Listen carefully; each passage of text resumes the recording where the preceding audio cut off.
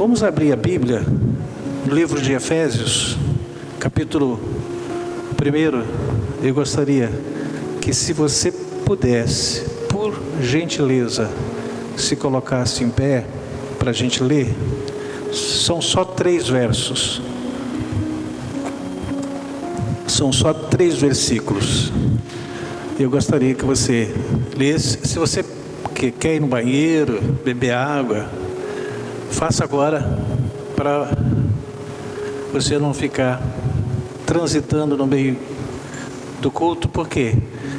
Você não vai fazer barulho, mas só o seu deslocamento já tira a atenção. Mesmo que você vá silencioso ou silenciosa, mas você tira a atenção. A intenção não é tirar a atenção, mas você passando, você tira a atenção. A gente olha assim, distrai. E às vezes é o momento mais importante que a gente perde. E aí se perde o fio da meada e já era.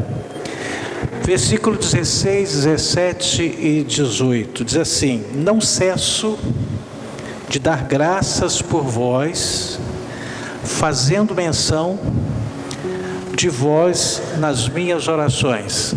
Esta foi uma palavra escrita pelo apóstolo Paulo para a igreja de Éfeso. Ele era um pastor, missionário, um intercessor, e ele sempre zelava pelas igrejas pelas quais ele era responsável. No versículo 17 ele diz assim, que as orações dele era com essa finalidade: para que o Deus de nosso Senhor Jesus Cristo, o Pai da glória, vos conceda espírito de sabedoria e revelação do pleno conhecimento dele. Versículo 18: iluminados os olhos do vosso coração, para saberdes qual é a esperança do seu chamamento, qual a riqueza da glória da sua herança nos santos. Tá? Fecha os seus olhos. Pai, obrigado, Senhor, porque estamos aqui na tua casa. Já temos oferecido a ti os louvores pelas quais só tu és digno de receber. Mas agora, Senhor, nós queremos pensar, meditar, refletir a respeito das sagradas letras, porque a tua palavra, ela é luz, a tua palavra é lâmpada, a tua palavra é alimento para a alma, e a tua palavra, ela abre a nossa mente, a mente do conhecimento e a mente do entendimento. Então, Senhor, alcança-nos pelo precioso nome de Jesus Cristo. Amém. Pode sentar. O tema desta mensagem é conhecendo o Senhor com os olhos do entendimento. Apesar da ciência moderna não reconhecer a existência da alma, ela sugere que há um tanto de verdade no ditado sobre a alma. Os olhos não só refletem o que está acontecendo ao nosso redor, como também em nosso cérebro. Os olhos, eles são denominados faróis da alma. O cérebro, ele pode influenciar a maneira como nós nos lembramos e como são feitas as tomadas de decisões. Tem pessoas que não pensam para decidir, pensam depois sobre a decisão tomada. Muitas delas, a maioria delas, não boas, porque é importante pensar para decidir. Você e eu temos cérebro para pensar, para raciocinar, para saber o que é melhor, qual é a melhor decisão, qual é a melhor escolha. Nós não temos aquela coisa de, por empolgação, por entusiasmo, tomar qualquer tipo de decisão. Os nossos olhos, sendo faróis da alma, estão sempre em constante movimento. Enquanto alguns movimentos, eles são monitorados, outros, porém, eles ocorrem da forma inconsciente. Quando estamos lendo, por exemplo, eu estou lendo aqui, vou ler a Bíblia, vou ler qualquer coisa, você está lendo aí. Nós estamos fazendo uma série de deslocamentos oculares, muitos rápidos, muitos deles muito rápidos, fixando o olhar em uma palavra após outra. Esses movimentos são chamados de movimentos sacáticos, ou movimentos rápidos e simultâneos. Eu só estou dando uma introdução para você entender o que Paulo quis dizer isso. Mas quando percorremos uma sala com os olhos aqui, salão, esse templo aqui, esse movimento é mais amplo. Você tem pessoas que têm uma visão periférica, outras não. Mas boa parte das pessoas tem uma visão periférica, ele consegue enxergar tudo. Com a sua visão ele consegue enxergar o lado direito, o lado esquerdo, sem se mexer. Consegue enxergar. Isso é visão periférica. Mas ainda há pequenos movimentos, aqueles que são involuntários, que fazemos com os nossos olhos quando nós caminhamos. Para quê? Por quê? Para compensar o balanço da cabeça e estabilizar o próprio olhar. Há uma técnica comportamental, orgânica, aí a gente pode perceber como Deus é tremendo, como Deus é maravilhoso, como Deus é grandioso. Existem dois eixos na vida do homem. A vida do homem tem dois eixos: o eixo emocional e o eixo racional. O eixo emocional, ela tem, quando eu tenho falta de entendimento a respeito de Deus e a respeito da palavra dele, o homem, ele se distancia para longe do propósito de Deus Altíssimo. Isso é o eixo emocional. A palavra de Deus nos diz que o Deus desse século tem cegado o entendimento dos incrédulos. Paulo escreveu isso na sua segunda carta para o povo de Corinto, no capítulo 4, versículo 4, ele diz assim: nos quais o Deus desse século cegou o entendimento dos incrédulos, para que não lhes resplandeça a luz do Evangelho da glória de Cristo, o qual é a imagem de Deus. Emocionalmente, o diabo ele usa de todos os recursos para mexer com as suas emoções e te distanciar de Deus. Isso é o eixo emocional. O diabo tem criado todas as barreiras e obstáculos que forem possíveis, que são possíveis a ele, para que os que não creem não tenham a possibilidade de enxergar com entendimento. Esse mesmo Paulo, ao mesmo povo, no seu capítulo 4, no versículo anterior que nós lemos agora, diz assim: mas se o nosso evangelho ainda está encoberto, é para os que se perdem está encoberto. Hoje você entende por que as pessoas passam, vê a gente pregando o evangelho, você está dentro da igreja, servindo, vindo ao culto, e as pessoas não entendem. Mas por que estão ali dentro? Para que eles estão ali? Está encoberto para eles. A Bíblia Sagrada, o próprio Paulo diz que a palavra de Deus é loucura para aqueles que perecem, mas para nós é poder. Falta de entendimento. Isso aí é o eixo emocional que atua. E as pessoas, elas acabam não tendo o entendimento sobre a razão do porquê que as pessoas vão para a igreja, que as pessoas cantam, que as pessoas ouvem a palavra, que as pessoas servem a Deus, que coloca a família sobre a base da palavra de Deus. Aqueles que perecem, aqueles que não têm o entendimento, porque o Deus do século tem cegado o entendimento deles, fica para eles encoberto. Mas agora tem também o eixo racional. Tem o eixo emocional e o eixo racional. No Romanos capítulo 12, mesmo Paulo, agora para o povo de Roma, versículo 1, versículo conhecido pela maioria, ele diz assim: rogo-vos, pois irmãos, pelas misericórdias de Deus, que apresenteis o vosso corpo por sacrifício vivo, santo e agradável a Deus, que é o vosso culto racional.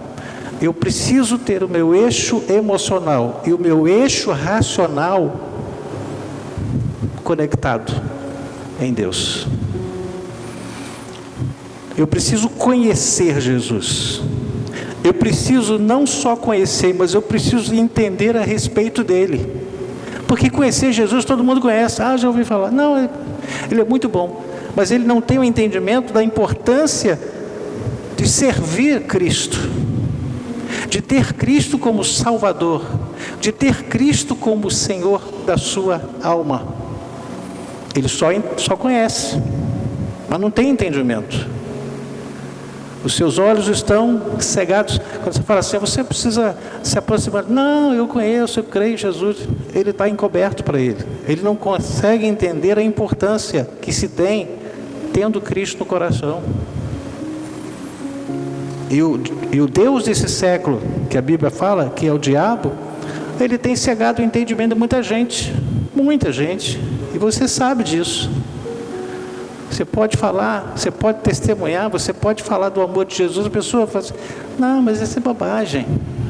O entendimento está encoberto. O que é entendimento? É desvendar e administrar o conhecimento. Isso é entendimento. É desvendar e administrar o conhecimento. Eu preciso não só conhecer, mas eu preciso ter o entendimento. Porque para eu ter o entendimento, para eu administrar aquilo que eu conheço. Na vida tem algumas fases, a fase do conhecimento, que ela não acaba, a fase do entendimento, que ela não acaba. Você vai entender aquilo que você conhece. Mas se você conhecer, se você entender, daqui a pouco você vai ter sabedoria de lidar com aquilo que você entende, daquilo que você conhece. Eu nunca vou ter sabedoria se eu não tiver entendimento. Eu preciso conhecer, eu preciso entender para eu ter sabedoria. Quando o Tiago diz que alguém tem falta, é Tiago mesmo? Tem falta de sabedoria, peça a Deus, que Deus dá liberalmente. Mas eu preciso, a nível daquilo que eu quero entender. A palavra de Deus nos adverte lá no Salmo 32, versículo 9, verso 9, a não sermos como cavalo e mula sem entendimento. Está escrito assim claramente, verso 9, 32. Não sejais como o cavalo ou a mula sem entendimento, os quais com freios e cabrechos são dominados. De outra sorte não te obedecem. As pessoas, elas não conseguem. As pessoas que não conhecem Deus são aprisionadas, são encabrestadas. E elas fazem o que não querem. Elas decidem aquilo que elas não querem decidir. Porque ela tem um cabresto como uma mula. São obrigadas, são arrastadas. Aí você pergunta, aonde se deve buscar o entendimento? Eu vou te dar uma direção. Busque na pessoa do Espírito Santo, através da meditação da palavra. Aqui que você está fazendo aqui agora, você está ouvindo, você está pensando. Você está meditando. Será que você está meditando? Eu preciso ter essa conexão entre aquilo que eu ouço e aquilo que eu entendo. Eu preciso administrar isso. Eu preciso enquadrar, porque a palavra de Deus é espelho, gente. Ela nos confronta. Tem gente que tem medo de ler a Bíblia. E aí começa, não, isso aqui não é para mim, isso aqui não é para mim, não, isso aqui não tem nada a ver. Eu não me importo em ler, não quero ler, tenho medo de ler. Porque ela me confronta. Ela confronta as minhas tradições, ela confronta os meus conceitos, ela confronta os meus achismos. A Bíblia Sagrada nos confronta, e às vezes a pessoa não procura porque ela não quer ser confrontada, e bom número de pessoas hoje não gostam de ser confrontados. Elas se sentem ofendidas, porque elas são confrontadas, e a verdade de Deus confronta o homem. Sabe por que ele veio? Por que Deus enviou o seu Filho amado Jesus? Para confrontar o homem. Vocês estão presos, vocês nem sabem que estão escravizados. Vocês nem sabem que estão nesse caminho, que vão estar levando vocês para a perdição. Ele diz, aí me mostra o caminho. Ele diz, eu sou o caminho, a verdade e a vida.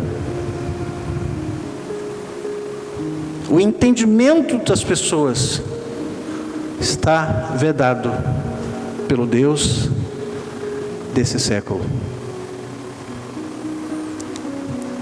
Observe o que está escrito lá em João capítulo 14, versículo 25 e 26.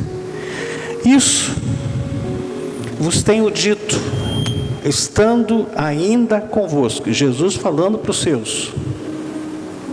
Mas o Consolador, o Espírito Santo, a quem o Pai enviará em meu nome. Olha como o nome de Jesus ele é poderoso. Deus enviar o Espírito Santo em nome de Jesus.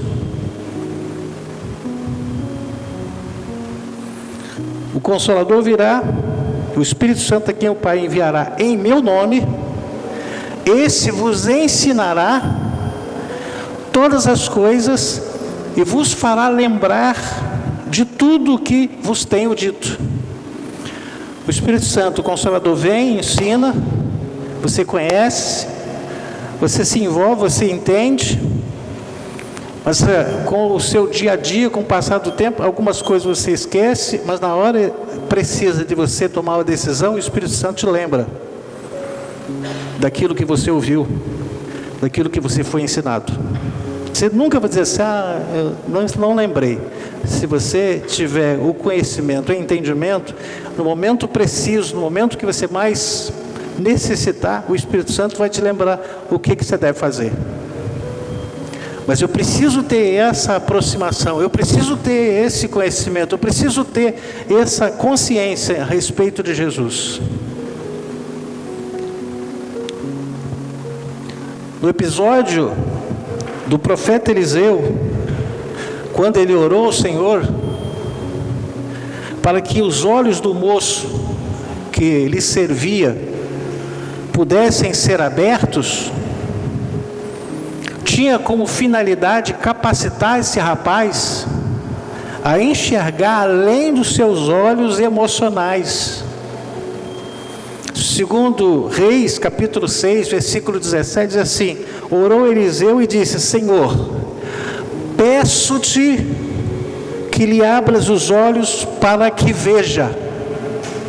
O Senhor abriu os olhos do moço e ele viu que o monte estava cheio de cavalos e carros de fogo ao redor de Eliseu. Configura-se nesse episódio que o moço, ao ver o exército inimigo, ele teve muito medo, porque era muita gente, muitos soldados, armados até os dentes. Porém, quando os olhos do entendimento desse moço foram abertos, ele se encorajou. Para isso, você e eu precisamos ter o entendimento. Porque se eu tiver conhecimento na hora dos meus conflitos, dos meus confrontos, dos meus desafios, na hora que eu sou confrontado, desafiado, se eu tiver só conhecimento, eu me desespero. Mas se eu tiver o entendimento a respeito daquilo que Deus é poderoso para fazer, eu não vou temer, eu vou clamar, eu vou esperar nele, e Deus vai fazer aquilo que vai ser feito, e eu vou alcançar a vitória pelo poder do nome dele. Eu não posso viver de conhecimento, eu preciso buscar o entendimento, para não me desesperar nos momentos, nas minhas adversidades. Eu não estou aqui, você também não está aqui só para viver o bom. A adversidade, ela chega, nós temos um inimigo mortal, que está sempre no derredor, buscando a quem possa tragar. E se você não tiver entendimento, você vai ficar sempre com medo, temeroso. O moço de Eliseu conseguiu enxergar, entender que eles não estavam sozinhos. Eu só vou pedir essa vez, fale para a pessoa que está do seu lado: você também não está sozinho. Você também não está sozinho. Deus está com você. Deus está comigo. A coisa está pesada, você está com medo, você não está sozinho. No momento certo, Deus vem, intervém e age em seu favor. O apóstolo Pedro nos instruiu que nós devemos crescer na graça e no conhecimento de Deus. Por quê? Eu nunca vou entender, o meu entendimento nunca vai crescer se eu não conhecer. Eu preciso crescer no conhecimento para que eu possa me chegar à esfera do entendimento. 2 Pedro, capítulo 3, verso 18, diz assim: antes crescei na graça e no conhecimento de nosso Senhor e Salvador Jesus Cristo, a Ele seja a glória tanto agora como no dia eterno. Quando se cresce na graça, quando se cresce no conhecimento de Deus, na graça de Deus, os olhos do nosso entendimento se abrem e passamos a enxergar tudo que deve ser visto. O livro de Hebreus, a carta aos Hebreus, no seu capítulo 5, versículo 14, diz assim: mas o alimento sólido é para os adultos, para aqueles que pela prática têm as suas faculdades exercitadas para discernir não somente o bem, mas também o mal. Isso é entendimento. Eu preciso ter entendimento. Quando você vê pessoas assertivas, puxa vida, nossa, que sabedoria. Não, ele tem entendimento. A sabedoria é produto do entendimento. A sabedoria é a ação do que eu entendo. Ação, sabedoria é comportamento, reação daquilo que eu conheço, daquilo que eu entendo.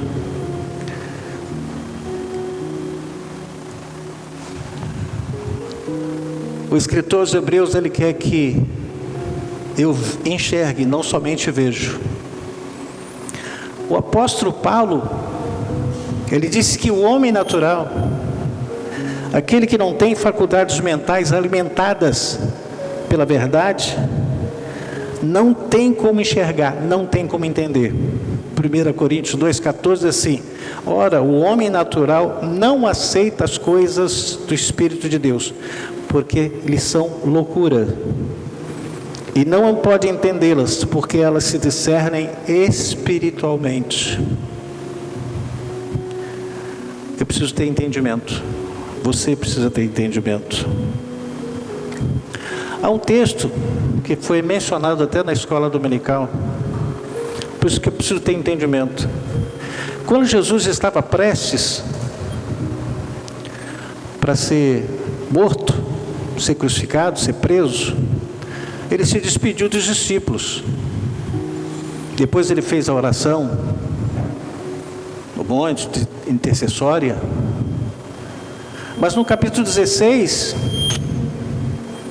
no seu versículo 33, ele fechou esse versículo para depois ele entrar na oração intercessória por nós, pelos discípulos.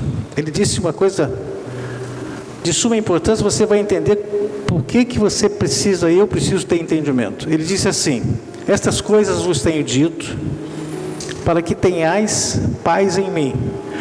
No mundo passais por aflições, mas tende bom ânimo, eu venci o mundo. Bom ânimo, no grego, bom ânimo quer dizer coração. Esse texto, ele é assim, colocando o coração nesse bom ânimo. No mundo passais por aflição, mas tende o coração, eu venci o mundo. O que ele está querendo dizer isso?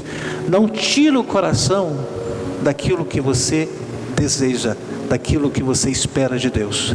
Não tem coisa pior para alguém, você está trabalhando, aí você se decepciona para aquele trabalho.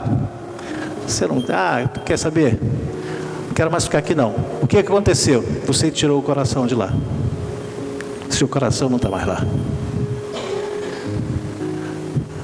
Ele falou assim: vocês vão ter aflições, mas não tira o coração do propósito, não tira o coração daquilo que eu estabeleci para vocês. Sabe por que tem pessoas que saem da igreja? Porque tira o coração. Não vou ficar aqui não. Tirou o coração. As aflições fizeram com que a pessoa tirasse o coração. Não tira, tem esse entendimento. Jesus disse: eu venci. Jesus poderia tirar o coração dele de tudo, porque ele foi sempre julgado, ele foi sempre perseguido, ele foi sempre monitorado para pegar alguma coisa para poder prendê-lo e matá-lo. Mas mesmo assim ele não tirou o coração daquilo que ele foi enviado. E aquilo o que você tem tirado do seu coração? Se você tirar o coração, não adianta que você não continua naquilo que você se propôs. As aflições não podem fazer com que você tire o seu coração daquilo que você se propôs. Não deixe, não permita. Tenha bom ânimo, mantenha o seu coração. Ele venceu. Ele abriu uma porta para a vitória, mas eu preciso manter meu coração onde ele está. Porque muitos casamentos, eles acabam porque o coração foi tirado daquele convívio. Porque o filho pródigo, que foi pródigo depois que ele voltou, por que ele saiu? Porque ele tirou o coração da casa dele e colocou o coração lá na terra estranha. Tirou o coração, ele não fica. Se você tirar o coração daquilo que é bom para você, se você tirar o coração, você não suporta, você não vai aceitar mais, porque você tirou o coração.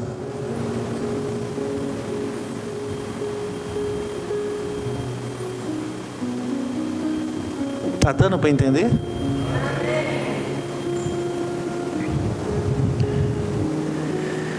Quando se tem a luz da palavra de Deus, a pessoa é capacitada a enxergar o que está diante dela. Como também ela enxerga como está o seu interior. Paulo escrevendo a carta, a primeira, ao povo de Corinto, capítulo 11, só o versículo 28, 29 diz assim: examine-se, pois, o homem a si mesmo, e coma assim do pão, beba do cálice, porque quem come e bebe sem discernir do corpo, come e bebe para juízo para si. Eu preciso ter entendimento, gente. O que eu represento para Deus? O que você representa para Deus? O que Deus fez por nós através de Jesus Cristo não é coisa qualquer. houve um sangue inocente derramado, houve uma humilhação transcendental que aconteceu com Jesus, que ninguém poderia suportar. Foi um preço alto, e eu estou às vezes tirando meu coração de Jesus Cristo por causa de um prazer, por causa de um momento.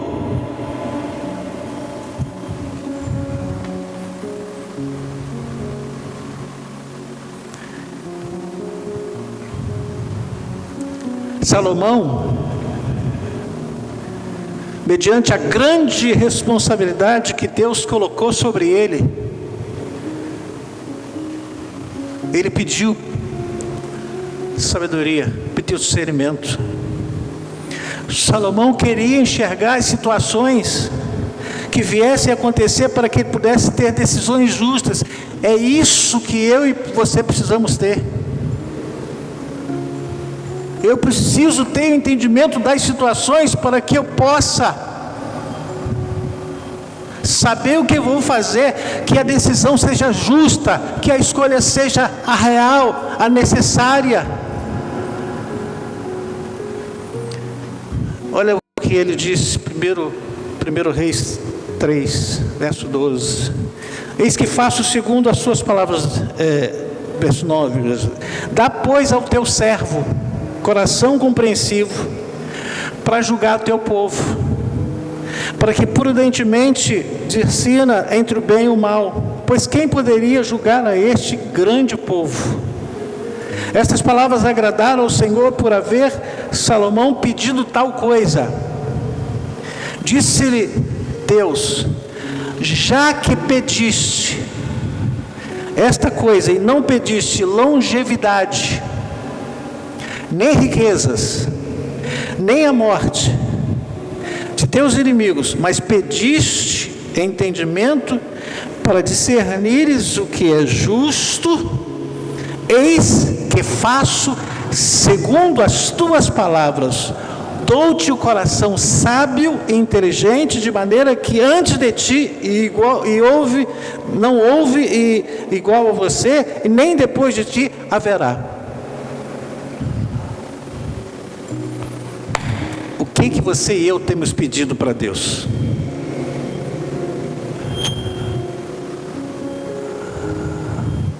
Salomão podia pedir riqueza, longevidade, mas ele pediu sabedoria mediante a responsabilidade que estava sobre os ombros dele. Senhor, eu não posso, esse povo é teu, eu não posso julgar de qualquer jeito, eu preciso ser justo, mas eu preciso de sabedoria. Ei, a sua família que você administra, que você é o cabeça ou você é a esposa, essa família não é sua, é dele. Você tem que saber, ter sabedoria para levar a sua família. Tem entendimento para isso.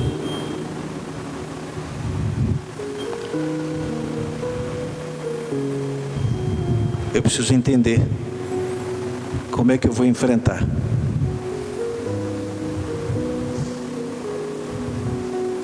Mas aí ele deu uma condição nessa resposta de Deus para Salomão. Versículo 14. Versículo 13 ele diz assim: também até o que não pediste eu te dou, tanto riqueza como glória, que não haja teu igual entre os reis por todos os teus dias. Mas ele colocou uma condição.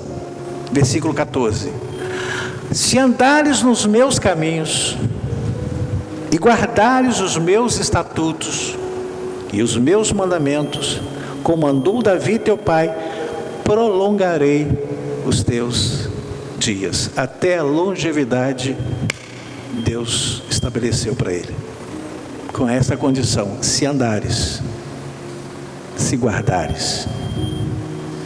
Mas para eu fazer isso, para você fazer isso, é só com entendimento. Se eu não tiver entendimento, eu vou negligenciar isso, e a minha sabedoria não chega a lugar algum. A palavra de Deus nos diz, estou fechando, que devemos estar com os pés, com os olhos de entendimento sempre abertos, sempre atentos. Pedro diz, na sua primeira epístola, capítulo 5, versículo 8, diz assim: sede sóbrios e vigilantes. O diabo, vosso adversário, anda ao derredor como leão que ruge procurando alguém para devorar. Ele vai devorar quem? Aquele que falta entendimento.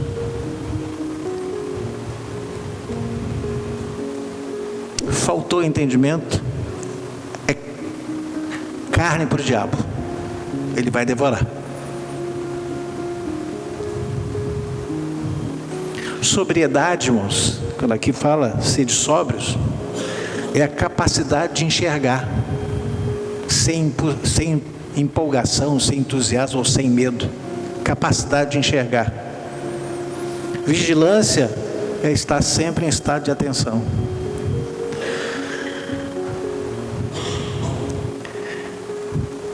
E eu gostaria que você pensasse nisso. Abra o seu coração a Deus, assim como fez Salomão. E certamente Deus lhe atenderá e lhe surpreenderá. Pois o mesmo Deus de Salomão é o nosso Deus. Com certeza nós precisamos de entendimento. Quantas coisas que a gente tem para decidir, quantas coisas, quantos projetos. Tem gente que não tem mais sonhos, não vai conseguir muito tempo. Por quê? Porque ele não sabe o que vai fazer. Mas como é que eu vou fazer isso? Busca entendimento. Deus lhe dá direção para todas as coisas. Deus lhe dá direção para tudo. Deus é poderoso, gente. E eu preciso buscar esse entendimento. Eu preciso viver nesse entendimento, para que qualquer coisa pequena não me afaste, não faça com que eu tire o meu coração daquilo que Deus fez na minha vida. Feche os seus olhos, por favor. Pai, no nome de Jesus Cristo, aqui estamos, Senhor, diante de Ti. Já o conhecemos, sabemos quem Tu és, mas nós queremos entender, ter o entendimento em ser aquilo que Tu queres que nós sejamos. Então, Senhor, que o Espírito Santo, Consolador, encontre espaço na minha mente para promover o ensinamento da Tua palavra, para que quando eu me deparar com situações inusitadas, repentinas, esse mesmo Espírito me fará lembrar daquilo que eu preciso fazer, para que o Teu nome sempre seja glorificado, porque Tu és poderoso, Tu és tremendo, Tu és maravilhoso. Você pode dizer glória a Deus? Busque entendimento para você chegar à esfera da sabedoria, e aí você vai discernir bem todas as coisas e ninguém vai te entender. Não se importe. Não estou entendendo nada que você está fazendo. Não tem problema. Você está usando o seu discernimento através da palavra de Deus? Não esquenta a cabeça.